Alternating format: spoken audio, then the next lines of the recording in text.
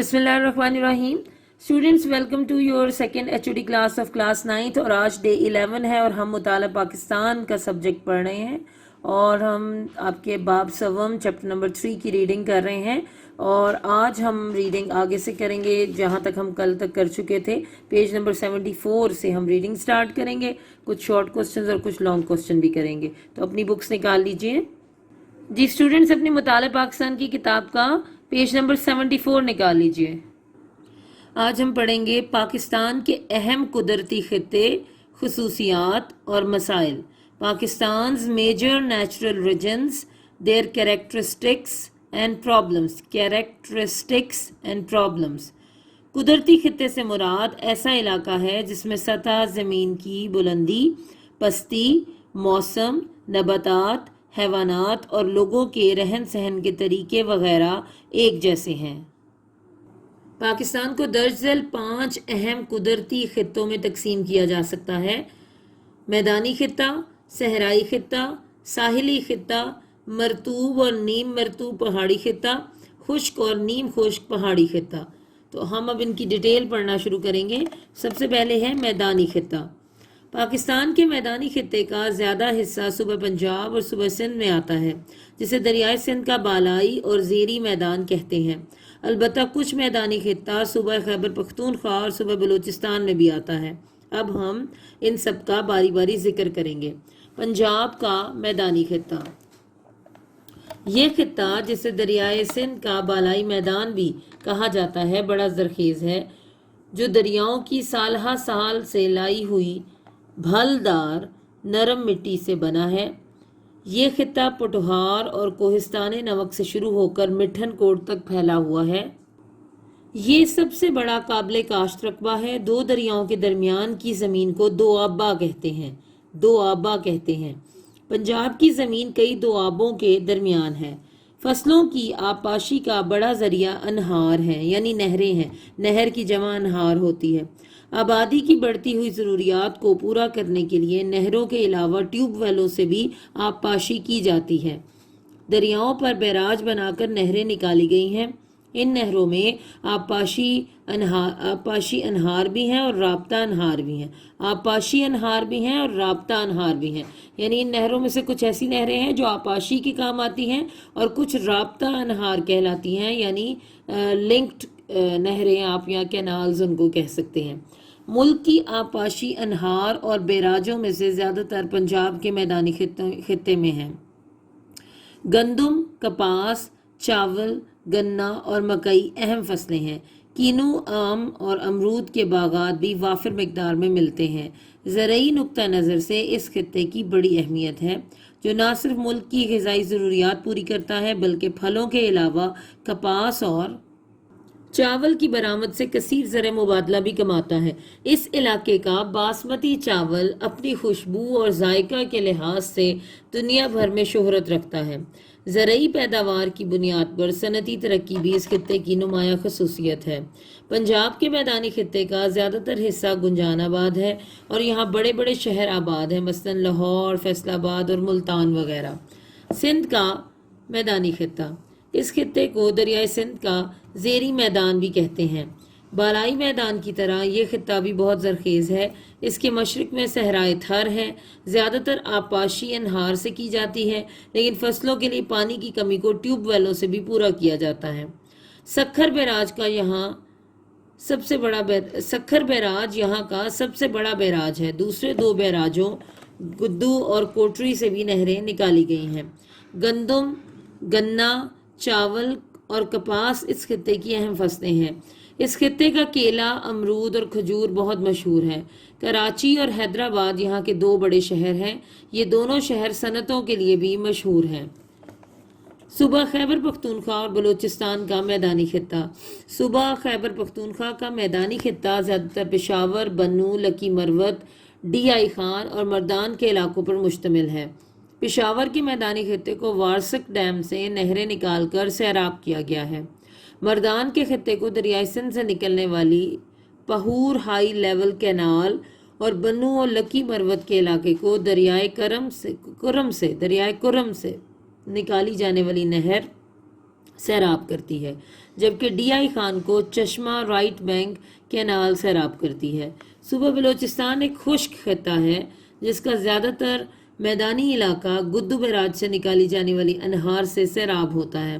نہری پانی کی کمی ہے جسے ٹیوب ویلوں یا دوسرے ذرائع سے پورا کرنے کی کوشش کی جاتی ہے۔ صوبہ خیبر پختونخوا کے مقابلے میں بلوچستان میں بارش کم ہوتی ہے۔ گندم، تمباکو، گنا، مکئی اور چاول یہاں کی اہم فصلیں ہیں۔ جی اب ہم پڑھیں گے صحرائی خطہ کے بارے میں۔ صحرائی خطہ ایسا علاقہ جہاں سالانہ بارش 10 انچ سے کم ہو صحرا کہلاتا ہے۔ پاکستان کا جنوب مشرقی حصہ ریگستانی خصوصیات کا حامل ہے اور ایک وسیع و عریض رقبے پر محیط ہے۔ پنجاب میں یہ علاقہ بہاول نگر سے شروع ہو کر بہاول پور اور رحیم یار خان تک پھیلا ہوا ہے، اور سندھ میں سکھر، خیرپور، سانگڑ، میرپور خاص اور تھرپارکر کے اضلاع پر مشتمل ہے۔ اس صحرا کو پنجاب میں چولستان یا روہی، جبکہ سندھ میں تھر اور نارا کے نام سے پکارا جاتا ہے۔ یہاں صحرائی نباتات ملتی ہیں۔ لوگوں کا زیادہ تر پیشہ بھیڑ بکریاں اور اونٹ پالنا ہے۔ بارش کم ہوتی ہے، اس لیے پانی یہاں کا بہت بڑا مسئلہ ہے۔ عام طور پر بارش کے پانی کو تالابوں میں جمع کر کے پینے کے لیے استعمال کیا جاتا ہے۔ کچھ علاقوں کو نہروں سے بھی سیراب کیا جاتا ہے۔ پاکستان کا دوسرا ریگستان تھل ہے جو دریائے جہلم اور دریائے سندھ کے درمیان واقع ہے۔ یہ ریگستان میاں والی، لیا، بھکر، خوشاب اور مظفر گڑھ کے اضلاع پر پھیلا ہوا ہے۔ اس کے کچھ حصوں کو دریائے سندھ سے نہریں نکال کر سیراب کیا گیا ہے۔ نہروں کے علاوہ ٹیوب ویلوں سے بھی آبپاشی کی جاتی ہے۔ کہیں کہیں بارانی کاشت بھی دیکھنے کو ملتی ہے۔ پاکستان کا تیسرا ریگستان خاران صوبہ بلوچستان میں واقع ہے۔ اس ریگستان میں ضلع چاغی کا بھی کچھ علاقہ شامل ہے۔ بارش نہ ہونے کی وجہ سے زیادہ تر بے آب و گیا ہے۔ آبادی بہت کم ہے۔ پانی کے لیے لوگوں کو میلوں سفر کرنا پڑتا ہے۔ یہاں کے لوگوں کا زیادہ تر دار و مدار بارشوں پر ہوتا ہے۔ لوگ پرانے رسم و رواج سے وابستہ ہیں۔ خواندگی نہ ہونے کے برابر ہے۔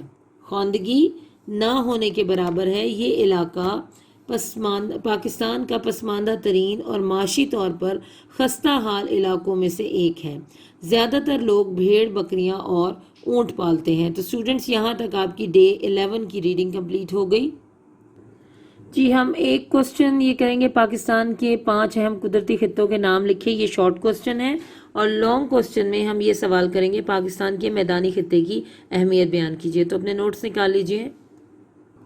پاکستان کے 5 اہم قدرتی خطوں کے نام لکھیے۔ یہ شارٹ کوسچن، پاکستان کے 5 اہم قدرتی خطوں کے نام: میدانی خطہ، صحرائی خطہ، ساحلی خطہ، یہاں خے کا نقطہ نہیں آپ ڈال لیجئے، مرطوب اور نیم مرطوب پہاڑی خطہ، مرطوب اور نیم مرطوب پہاڑی خطہ، اور 5واں ہے خشک اور نیم خشک پہاڑی خطہ۔ یہ اکور پتہ نہیں یہاں کیا غلط لکھا ہوا ہے، کچھ مس پرنٹ ہوا ہے، آپ اس کو ٹھیک کر کے اور کر لیجئے، خشک اور نیم خشک پہاڑی خطہ۔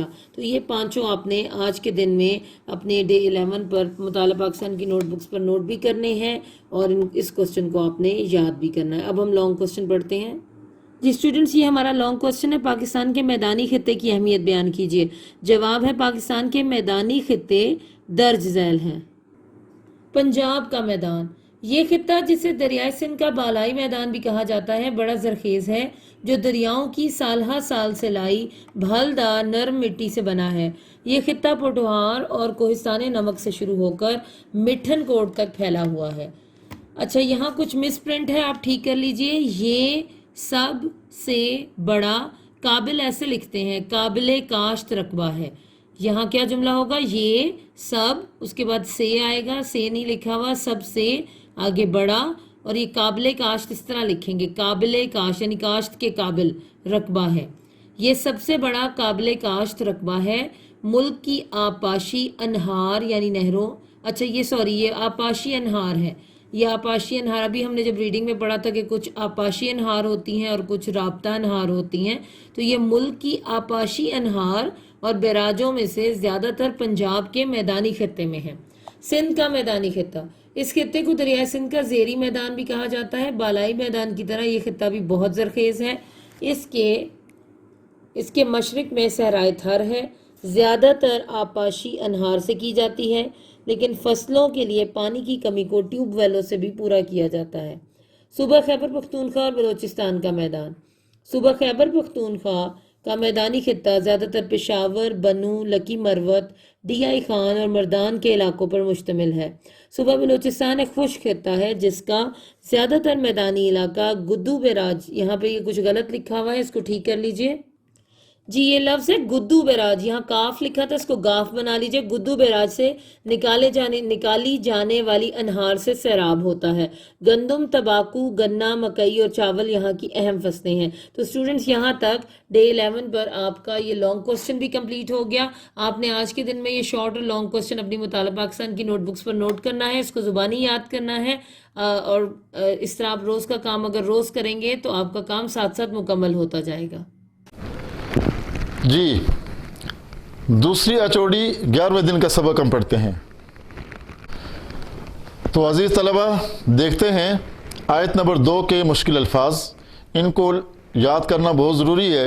اگر یہ مشکل الفاظ یاد نہیں ہوں گے تو پھر ان آیات کا ترجمہ ہمارے لیے کرنا ممکن نہیں ہو سکے گا، تو اس لیے ان کو اچھے طریقے سے یاد کیجئے گا۔ الغیب، پوشیدہ، باطن، الشہادت، ظاہر، القدوس، پاک ذات، یعنی نہایت ہی پاک ذات، السلم، سب عیبوں سے صاف، المؤمن، امن اور امان دینے والا، المہیمن، محافظ یا نگہبان، العزیز، غالب، زبردست، الجبار، خود مختار، المتکبر، عظمت والا، سب بڑائیوں کا مالک، الخالق، پیدا کرنے والا، البارئ، بنانے والا، المصور، صورتیں عطا کرنے والا، الاسماء الحسنی، اچھے اچھے نام۔ قرآن اور حدیث میں اللہ تعالیٰ کے بہت سے نام بتائے گئے ہیں، وہ سارے کے سارے بہت اچھے ہیں۔ یسبح، تسبیح کرتی ہے، حمد و ثنا کرتی ہے، الحکیم، دانائی والا، حکمت والا۔ اسٹوڈنٹس، آج ڈے 11 میں ہم پڑھیں گے تفصیلی سوال نمبر 4، اور وہ ہے امریت کی تعریف کریں اور اس کی خوبیاں اور خامیاں واضح کریں۔ اسٹوڈنٹس، سب سے پہلے ہم امریت کی تعریف پڑھیں گے۔ تو اس میں لکھا ہوا ہے کہ امریت سے مراد ایسی طرز حکومت ہے جس میں حکومت کے تمام اختیارات کسی فرد واحد کے پاس ہوتے ہیں یا کسی آمر کے پاس ہوتے ہیں جو کسی مشورے کا پابند نہیں ہوتا۔ اس کے منہ سے نکلی ہوئی ہر بات قانون کا درجہ رکھتی ہے۔ عام طور پر آمر حکومت کا اقتدار فوجی طاقت کے ذریعے حاصل کرتا ہے، اور جب تک یہ طاقت اس کا ساتھ دیتی ہے وہ اپنا تسلط قائم رکھتا ہے۔ جو آپ کو بتا رہا ہے کہ جو ڈکٹیٹر ہوتا ہے وہ فوجی جو ہے وہ طاقت کے ذریعے جو ہے وہ اپنا طاقت حاصل کرتا ہے، فوج کے ذریعے حاصل کرتا ہے، اور پھر وہ تب تک قائم رہتا ہے جب تک وہ چاہتا ہے۔